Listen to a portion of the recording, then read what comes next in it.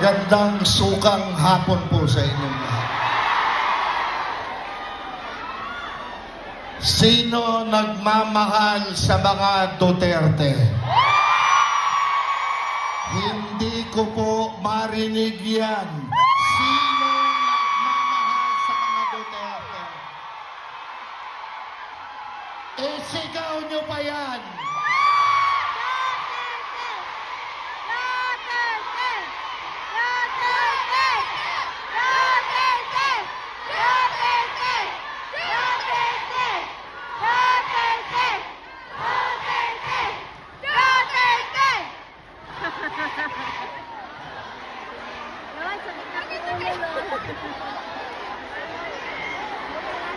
Kamusta po kayong lahat sa maghapon? Awang-awa po ako dun sa ating mga kababayang hindi nakapasok. Nagkita-kita po kami dyan sa kalye. Nagpicturan kami.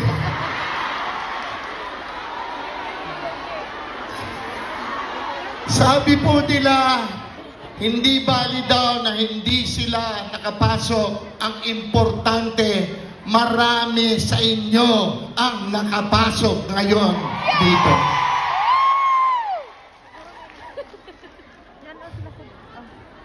Siguro naman kahit papano, meron din tumangkilik sa inyo sa mga obra kong mga pelikula. Nakakataba po ng puso. Alam niyo po ba na hindi na po kayo mabubura sa aklat ng aking buhay bilang artista? Kayo po ang nagbigay sa akin ng inspirasyon upang pagbutihan ang aking trabaho. Kayo po ang gumawa sa akin superstar.